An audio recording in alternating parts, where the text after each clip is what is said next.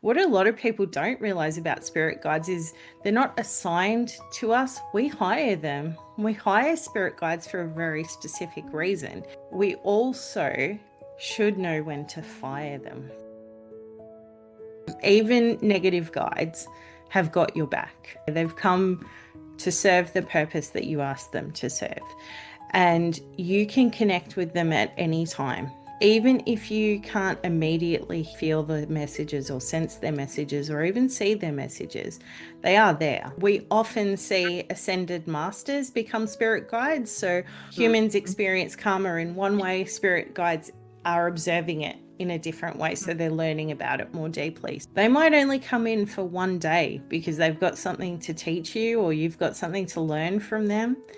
Not all guides are permanent. Not all guides are going to be with you throughout your experience of this lifetime. My biggest piece of advice is start making small positive choices for yourself, and you'll be amazed how quickly your team makes itself apparent.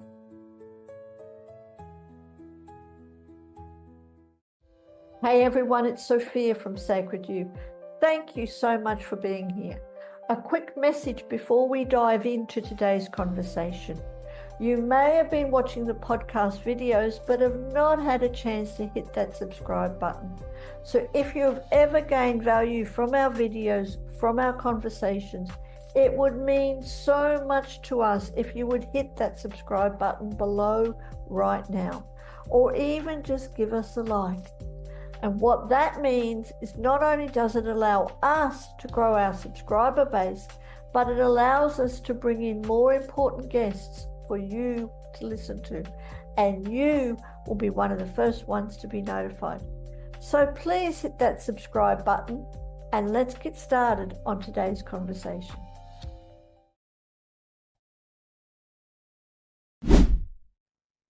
Welcome everyone to this week's Pathways to Wellbeing. I am Tywanah Evette, also known as Thunderbird Rising.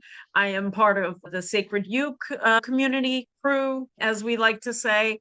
And I have with me today the beautiful, look at her hair, the beautiful Soph Stafford. She's an energy alchemist. Oh my goodness, what does she not do?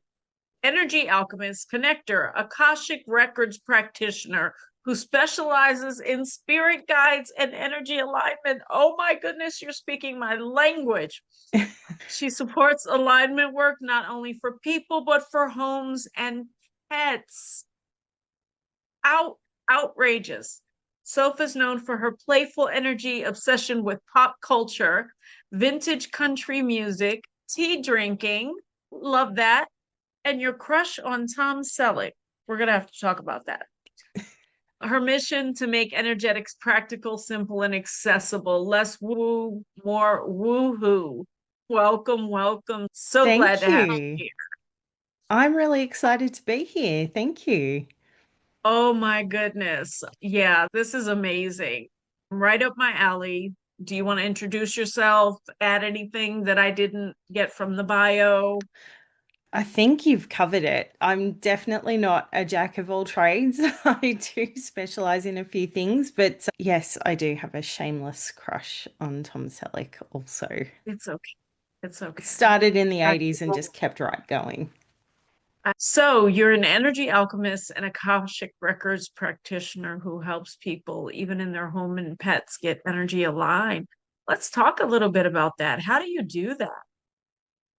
Oh, okay. That's a kind of a hard question because I don't know any other energy alchemists. This is my proprietary way of working with clients. It's something that I've developed probably since my crush on Tom Selleck, and it's kept right on going. So it's just really a label for energetic alignment. So I work with people in a distant way. So I'm not a hands-on healer. So I'm a remote medium, which is why I work in a remote mediumship way. And essentially what I do is I just tap into that person or that place's highest vibrational energy and ask them what's up. And then I find that most houses, most pets, most people will then point me to what's out of alignment. And then we just work through the process of getting that back in alignment. And it can be so many different things. It can be things like auric leaks. It can be cords or chains or unhealthy attachments.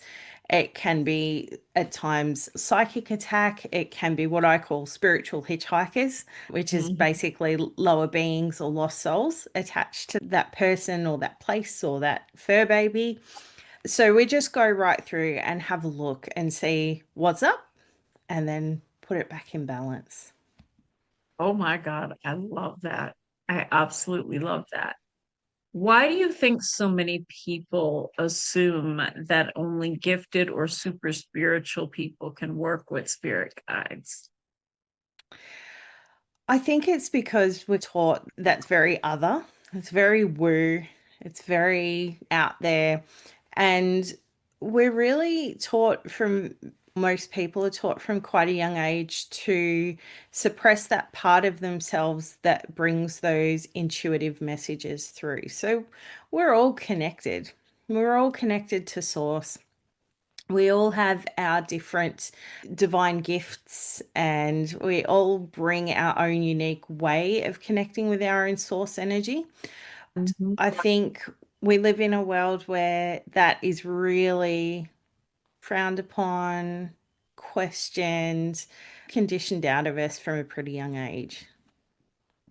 I agree. I would definitely agree with that. It's funny because people don't even realize they have spirit guides. They don't even realize, like, for years, I've been psychic since I was 2 years old. And for years, I had no clue my mother was with me. Here I was in a bedroom on the anniversary of her transitioning and on her birthday, locked in a bedroom, crying my eyes out with 2 bags of Lay's potato chips. And I know she wanted to go, dummy, I'm right here. What's wrong with you? But that's our guides and our ancestors. Your vibe is very approachable. And I love that. Like you just have this warmth about you.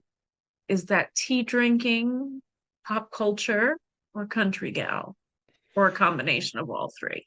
I think it's a combination, but I think I may be less approachable if I haven't had my tea, so it's probably a factor. One of my absolute love languages is each morning my husband brings me a cup of tea in bed, which is just the sweetest, kindest, nicest thing, but it could also be an act of protection on his part. I'm not sure. But I appreciate it and I love him for doing it. But yeah, look, my feeling is that you get the best out of people if you can put them at ease. So, if you want to work in any kind of people job, not just these sorts of jobs, but any kind of people job, putting someone at ease is the kindest gift you can give them. And you're Mhm. also doing yourself a disservice if you don't do that because you're never going to see that person in their most authentic self if you're doing something to make them feel less than. In my other world, when I interview people for jobs, the first thing I want to do is put them at ease. I don't ever want to create a job interview situation where they're feeling intimidated or nervous or frightened because I'm never going to get the best out of them in that situation. No, you always want people in their genius, not like Yeah, this. exactly. Because Exactly that's right. no good for anyone. Yeah. How is your approach different from traditional spiritual coaching or even trained coaches? Yeah, I think my philosophy is very much that the woo stuff can get away from people. So sometimes when we're too woo, it can make the person sitting opposite us feel like they don't belong in that club or it's a bit too out there for them to really grasp hold of. So really my philosophy is it's about making you feel good. It's about tangible benefits for the client. And so in my work, I feel like focusing more on the woohoo, what makes you feel woohoo, than the really woo woo terminology. is a really great approach. I feel like it gets really nice results for people.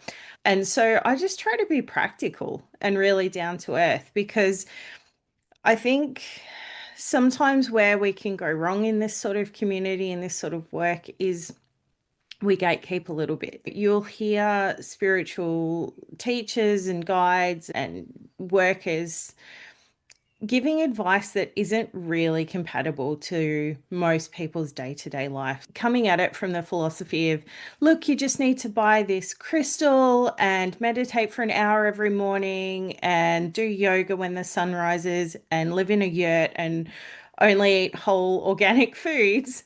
That's cool, but is it likely that person is going to embrace that as what's going to work for them? Probably not. And so you're wasting each other's time. So my philosophy is anything that creates an energy shift in a positive direction is a positive thing.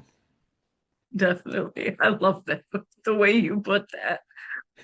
For if someone is new to the idea of spirit guides, how would you explain it? I'd explain spirit guides as a bit of a corporate structure. So you get to decide who's on your team, and you get to decide that from birth. So what a lot of people don't realize about spirit guides is they're not assigned to us. We hire them. We hire spirit guides for a very specific reason. And so we also should know when to fire them. Now, there's no such thing as a bad spirit guide. Let me be really clear. When I talk about positive and negative, I am not placing a value judgment on it. So it's not good or bad. It's just a positive terminal on a battery and a negative terminal on a battery. You've got to have both. Negative spirit guides are a thing, and we don't really talk about it. When we talk about spirit guides, we often talk about how woo they are and they're assigned to us, and we'll just lean into whatever messages they give us. Actually, what can happen is sometimes, particularly when we're quite young, we'll hire a spirit guide for a very specific purpose. So what I often see in my work is between the ages of 4 to 6 years old.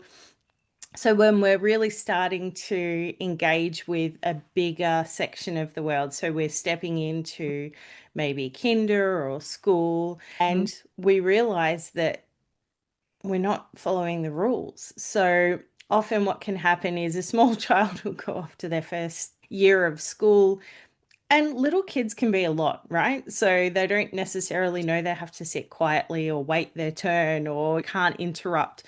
So often what will happen is we'll hire a spirit guide to help us fit in. So for some kids, it can be that they have been told that they're talking too much. So they'll hire a guide to help them stay quiet, which is really positive in that moment because they're learning how to respect other people. What can be a problem, though, is if they forget to fire that guide and that guide is still doing a really good job of keeping them quiet when they're going off to college or when they're going into their first job.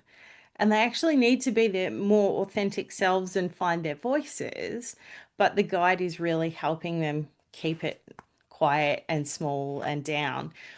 Great for when you're first learning in elementary school or primary school. Not so great when you're trying to go out there into the world as an adult. And so that guide just keeps doing a really great job of the thing we've hired them to do until they're fired. And sometimes we don't know we have to fire them. So that's why I talk about spirit guides as a corporate structure, because really we are the CEO of our guide committee. We get to pick who's in the room with us. And so it's really important to know who's there and what purpose they're serving and whether we still need them to do that thing. And it's really okay to let some guides go, because it then opens up a seat at the table for a guide who's more aligned with where you're at. I love that. I love that. I never thought of that. That because when you think back to your 4, 5, 6-year-old self, you're not thinking about making spirit contracts with spirit guides. That's exactly. We're not thinking about those moments because they are probably done in visions and dreams and daydreaming and or what we call vision streams, daydreaming, and altered states of consciousness is what I mean. And even just in our own self-talk, how we talk to Yeah. ourselves. Yeah. That sets an intention. Yes. Very much. Very much. I'm a big one on the self-talk. So, have you ever had to fire one of your own guides? And what did that experience teach you? Yeah, I've certainly fired some of my own guides that were still doing a great job of the thing I hired them to do, but actually no longer beneficial to my corporate structure. I really started looking at who was on my guide team when I started stepping into doing this work with clients in a more formal way. So I've always done energy alchemy work. It just was very informal. And it was very behind closed doors, quiet, hush part of Mhm. myself that I didn't really share too much with other people. But since I've started embracing it more fully and taking it more seriously from a professional sense, I realized that if I didn't have my corporate structure right, then I wouldn't be able to help other people with their corporate structures. So, yes, absolutely. Have fired a couple of guides, but I made a deliberate decision to retire them. So I sat down with those guides and gave them the gold watch and said thank you and said, it's time for you to move on to your next job or go and lie in the sun somewhere, whatever it looks like for you on your journey. Thank you, but I don't need you Right. anymore. And that felt really nice. It was actually really important for me to acknowledge that negative guides are not bad. They're just doing a really fabulous job of the very specific thing that we hired them to do. Acknowledging that with gratitude was really important for me. And it's really interesting when working with clients and their guides, what can sometimes come up. So I had a client a few years ago who was struggling in herself with perfectionism, and it was really impacting a lot of areas of her life. So she was finding that she was really tough on herself, but it was also spilling over into how she was interacting with other people in her personal life, in her work life. And she was starting to realize that other people weren't enjoying that aspect of how she was showing up. And so I said, that sounds like maybe you've hired a guide. So when I tapped in and had a look, sure enough, she had hired a guide from a very young age to help her be perfect at things. And that guide was a really perfect guide. So they were really perfect at making sure that she was constantly thinking about being perfect, which Mm. is cool, but ooh, be It's very, heavy and very. lonely, isolating, really tough. I said to that guide, okay, I think it might be time for you to retire. And this guide was actually sassy. It's the first time I've come across sass, but this guide said to me, you can't fire me. I've already quit and I've found my next job. And I went, oh, okay, great. What are you doing next? This guide had found themselves a surgeon in training, and they were going to be that person's spirit guide. Now, I can't think of someone who needs a perfection based spirit guide more than someone who's learning to do surgery, because Yes, you've got to thank be you, pretty please. perfect at that. And thank you. Yes. Exactly. Oh my goodness. Yeah, I've had a major back surgery in 2007, and he messed it up. The surgeon messed it up. He needed that guide. He needed that guide. Because he did not do it right, and I'm waiting for to be approved for number 39, surgery number Oh 39 gosh. now. Wow. Yeah. What are a few green flags that someone has the right team working with them? It's usually when I'm working with a client and I'm tapping in and I'm asking who's on their spirit guide team. The first question I'm asking is how many guides are present. And the very next question is how many of them are negative. And it's really interesting. I'm usually asking that right at the top of the Akashic Records reading. So it's very early on in the testing that I do. And it's pretty rare that I would find someone who doesn't have at least one negative guide on the team. And we do that because we don't consciously know that we can move through guides. I Mhm. think even in the woo community, we tend to think that guides are given to us with divinity and we have to accept them and they're just our team and it's very fixed, very rigid, and we just lean into it and go with it. And as we move through different moments of our being and different aspects of our lives, we have different needs, really different Yes. needs sometimes. And so Mhm. having the right team is really important. And you will have a core group of guides who will stay with you throughout your Mhm. lifetime. But then you also have the option to have temps, for want of a better word, that you can hire in for specific functions. And knowing that, as people start to know that, that's when the green flag stuff starts to happen. So as I work with clients and I see that they're starting to understand how their woo-woo crew works, you can see that things start aligning much more easily for them and they can see it themselves. And that's really actually the important thing, because what I see is not really important. It's the Right. results that they're getting. And so the green flag for me is when I start hearing people say, and then this happened because I made this decision or I took Right. this positive action. And that's really lovely. That's incredible. So, how would you hire? How would you, what would it look like to hire a spirit guide if for someone who doesn't know anything about this? Look, I think it's different for everyone. I wish I had a one size fits all approach. What I would say is think about how you learn and absorb things or how you take in the world.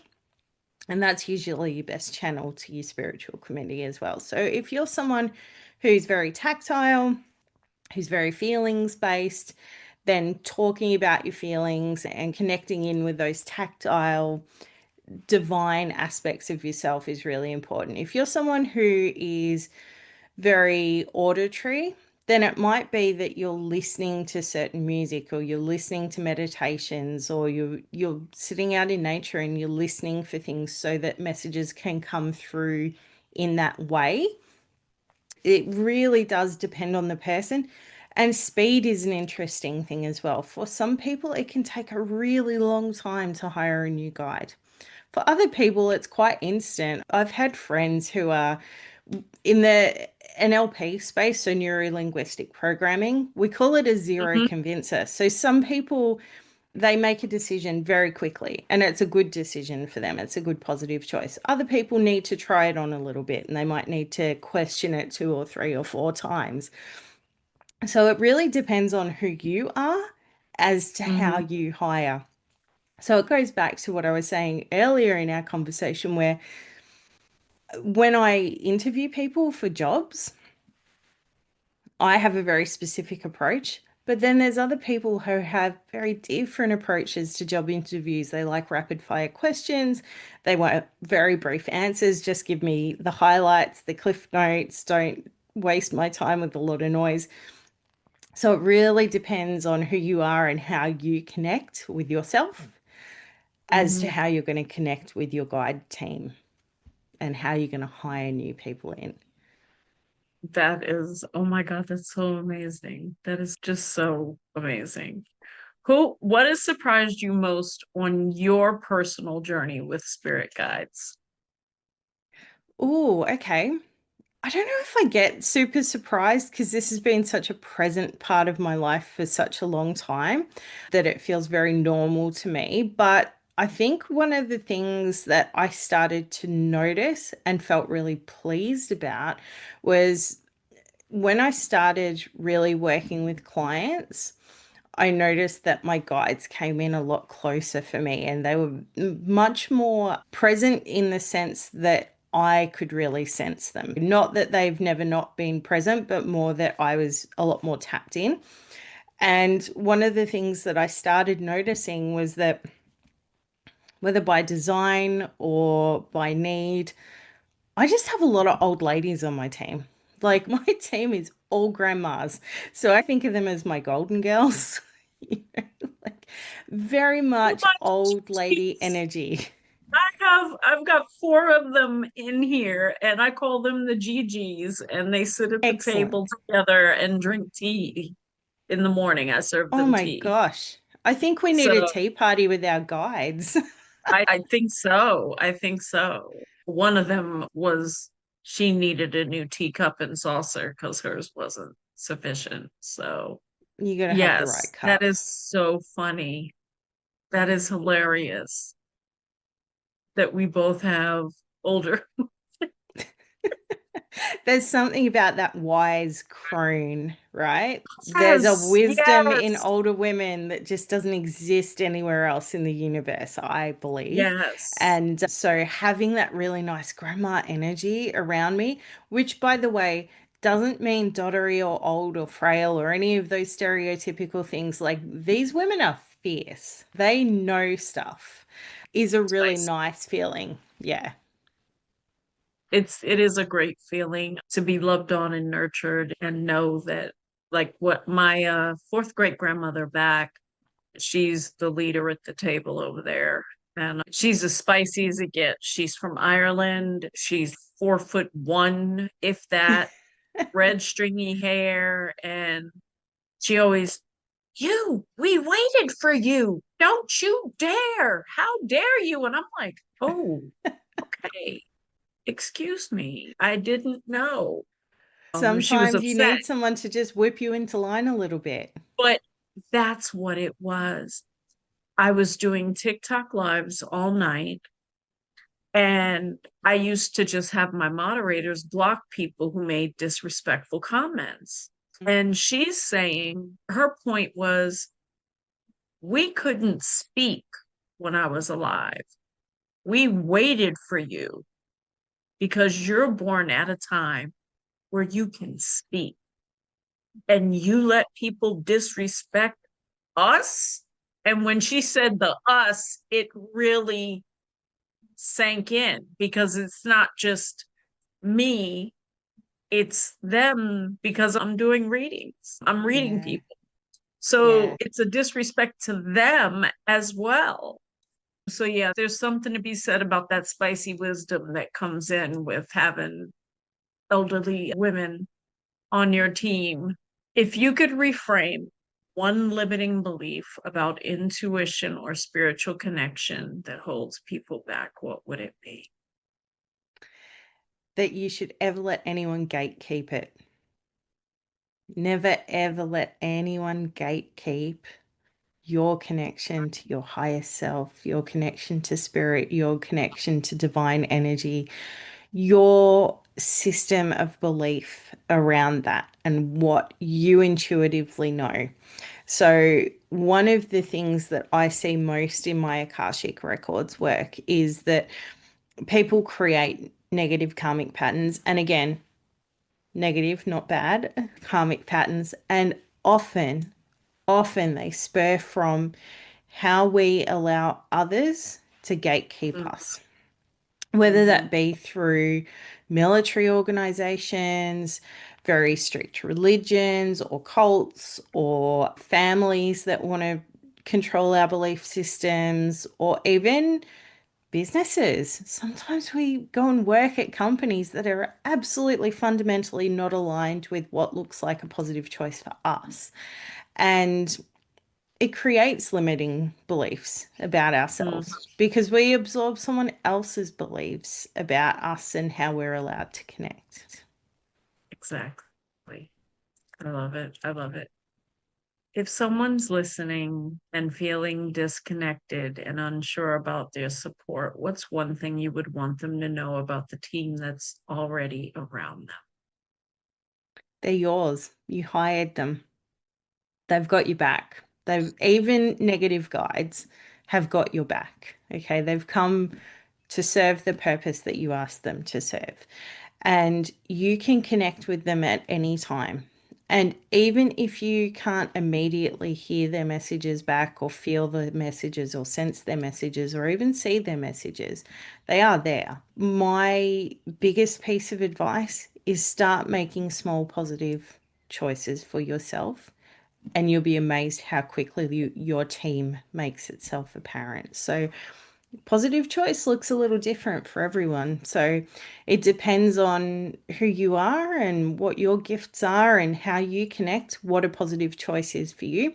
For me, having a cup of tea first thing in the morning is a really positive choice. But I also watch a health blogger who's no caffeine before 10 a.m.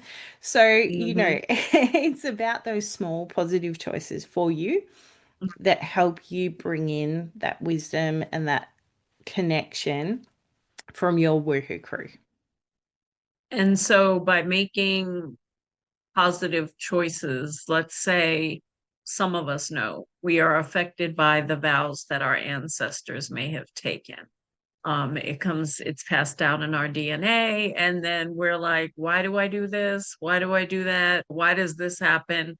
And we have to go back and realize that it was vows that they took that have then been passed down in our DNA. So let's say someone took a vow of silence or poverty. How would they make a positive choice that would eliminate that vow?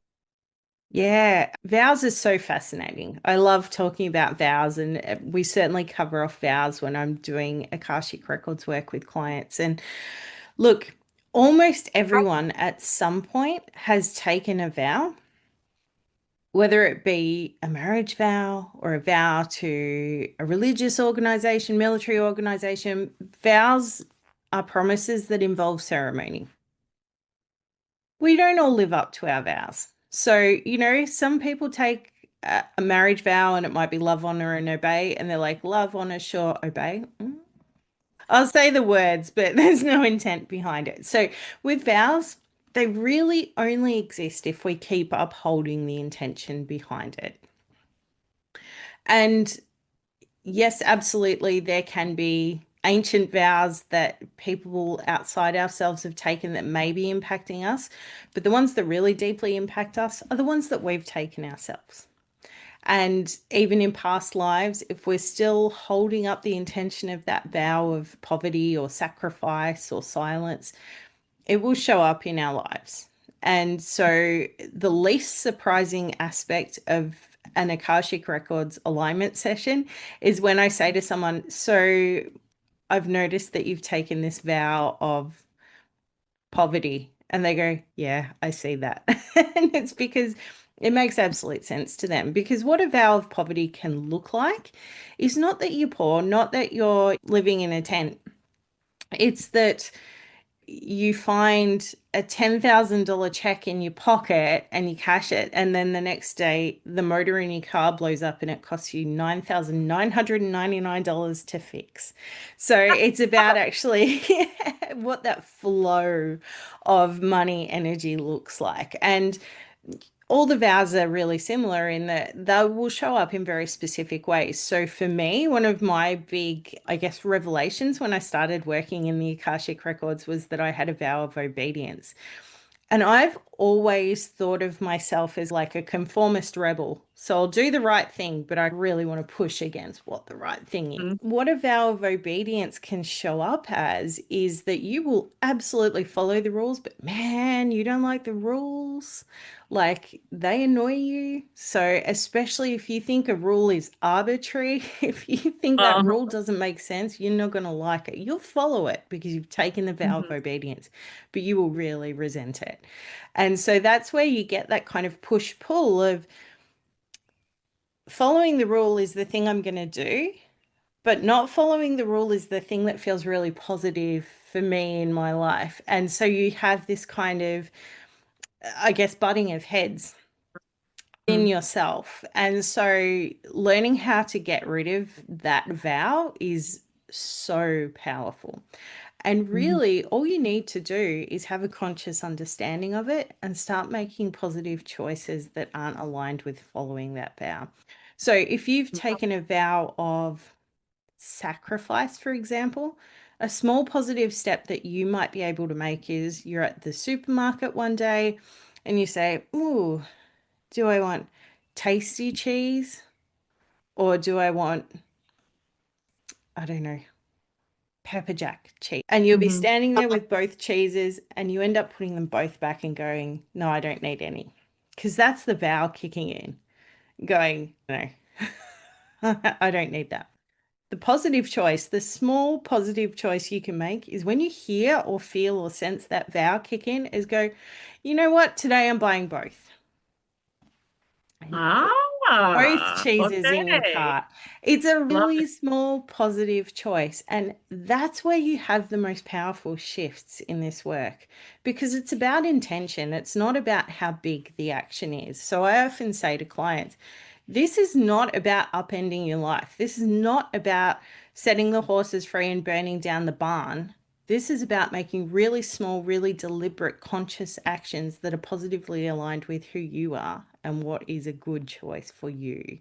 So, those sorts of small examples where you feel that vow kicking in, you go, I should put everything back because I don't need that, or I can go without that. That's the time when you lean in and go, or I could choose to have both. And it makes a huge shift. Okay. I love it. That's easy, right? That's It's attainable easy. for most of us. Definitely Exactly. attainable for most of us. This work needs to be Um, small and practical. It should not be sell all your worldly possessions and go and live in a commune for 12 months to get right with yourself. That's no, no. unachievable. I agree wholeheartedly. So, are you ready for a couple of woohoo, woo meets woohoo questions? Yeah. Okay. Most magical place you've ever visited? Oh, okay. So a few years ago, my husband and I went to Nashville, and we've kept going back time and time again. And so many magical things have happened in that city. It's been incredible. As you mentioned earlier, I'm a bit of a vintage country music nut. And when I hear vintage country music, I can hear my beautiful Nan's voice singing it. So it's this really nice way to connect in with her energy. She's also on my crew, by the way.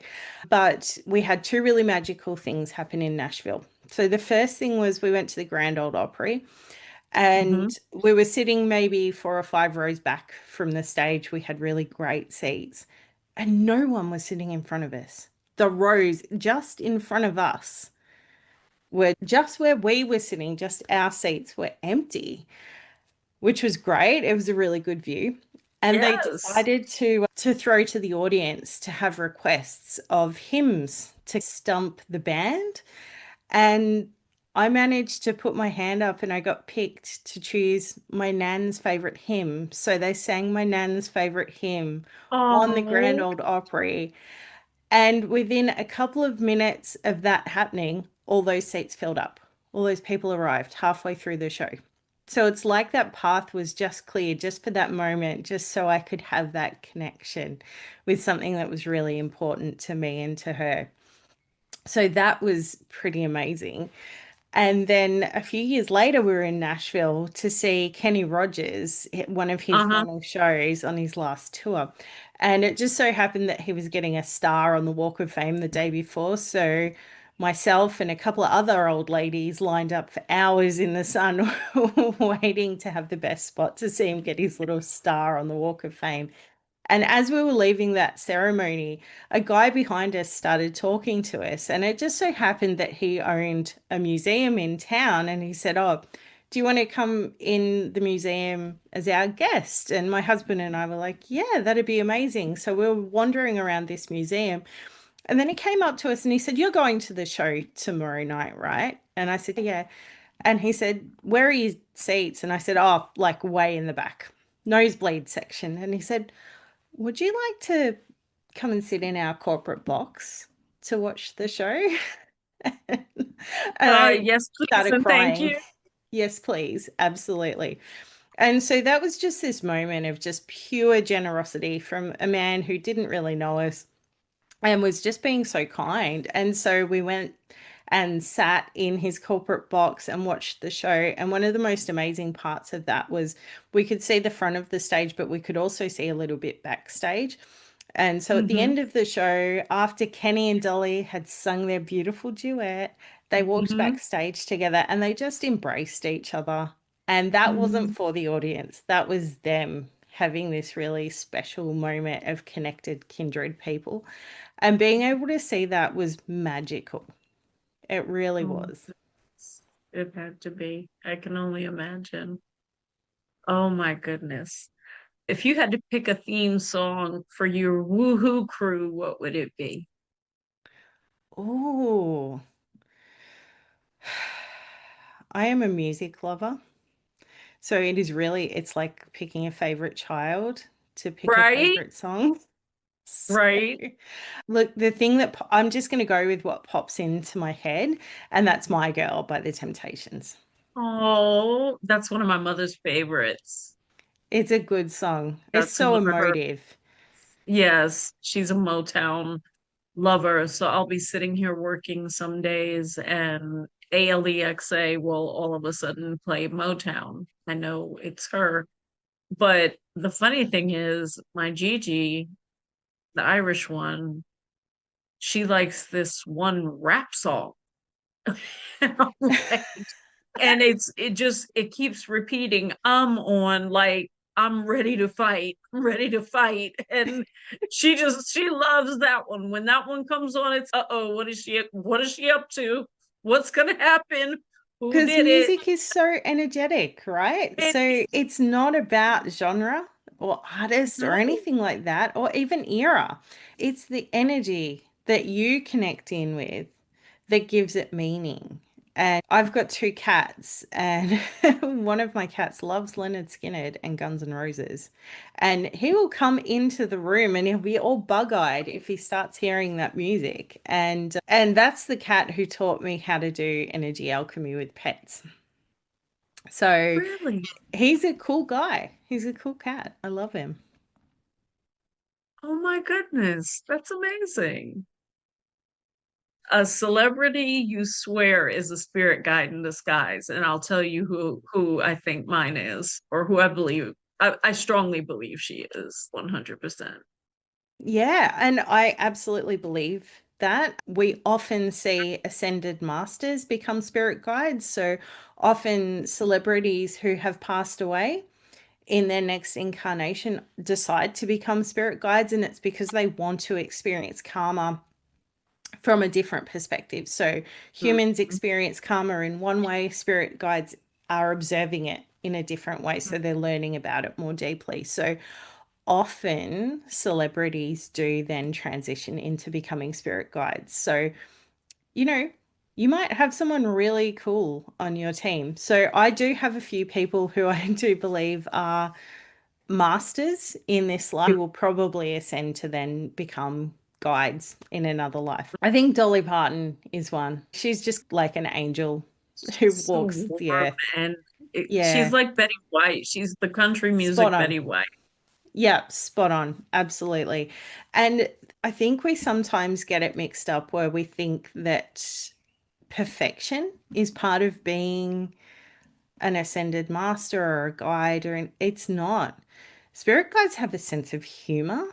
They have Oh, often really big personalities, so they can be heard. So, absolutely, you could have someone, pretty epic on your team. And I've got a friend who she felt like her life was out of rhythm. Like nothing was in her own beat. It just wasn't working. And when you're trying to walk to someone else's beat, it's weird. Like it doesn't feel, it's mhm. incongruent.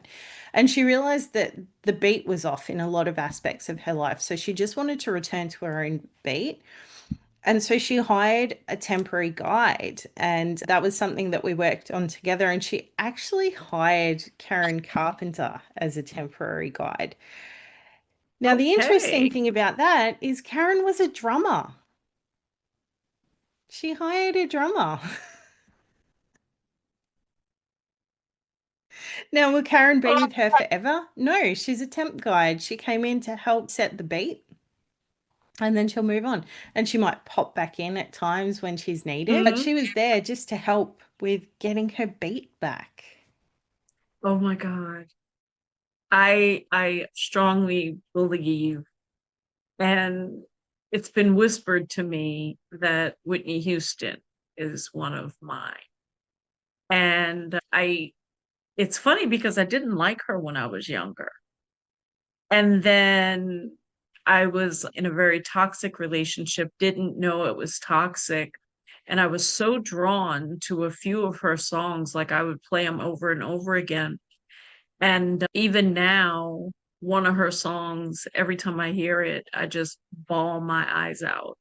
And I never knew it was created until a few months ago. It happened to just come on ALEXA. And I'm like, what song is this? And it's now my song. Like I, when things don't feel right or whatever, that's the song that I put on. And It it just gives feels you like that she's sense here. of balance. Yeah. Exactly. Yeah. Yeah. Exactly. And it feels like she's here and she's singing it, not just radio, but she's actually here telling me, no, you're not going to break. You're not going to break. I love So that. yeah, I know it sounds weird, but No, not I at didn't all. think of I mean, it. yeah, look, celebrities are people too, right?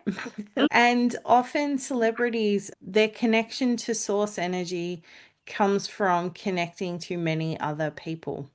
And you can either do that in a positive way or a negative way. So murderers get a lot of attention too, right? So there's negative ways that you can get attention. Celebrities channel it often, not always, in a positive way, and that's how they're connecting with that big mass energy. And so Mhm. it makes perfect sense to me that when they cross over, they're still continuing to connect in a big way. So it Mhm. may be that you have a certain celebrity that you connect with who comes in as a temp guide for you. They might only come in for one day because they've got something to teach you or you've got something to learn from them, and then they're Right. gone again. Not all guides are permanent. Not all guides are going to be with you throughout your experience of this lifetime. This has been a wonderful conversation. I could go on and on all day, but for your time's sake, I want to thank you so much for being here and for what you do in this world because you're very much needed. And thank you for being you. Thank you for all that you're doing. Thank And you. do you have finishing up one word? If you could give everyone one word, what would it be? Oh, one word. Choice. I love that. And we all have a choice. Always. Yeah. We can make those good choices and choose to walk down the path of knowledge and understanding and freedom that Mm. comes with that, exhilaration that comes with that. So thank you so much, Soph. It has been such a pleasure to talk to you. And we will see everyone later. Bye, guys. Thank you. Everybody, before you go, please make sure you check out Soph's links at the bottom of this podcast recording. Check her out, go to her website, look and see the amazing things she does. I'm going to do that myself, and we will see you later. Soph Stafford's final thoughts truly encapsulate the essence of this conversation. Choice. What a powerful reminder that we are always empowered to make small intentional decisions that bring us closer to alignment. And if you would love to explore Soph's works further, especially her transformational Akashic Records readings or her energy alignment offerings, be sure to check out her services. You will find all the details linked in the notes below. At Sacred You, we are here to create a space for connection, empowerment, and transformation. Join us at www.sacredu, that's the letter U, .love for more empowering conversations and community connections. And as always, please subscribe to our podcast, share it with a friend, or leave us a review. We would love to hear your thoughts. As Soph shared, we are the CEO of our spiritual support team. Our connection to spirit isn't something we passively receive. It is something we actively curate.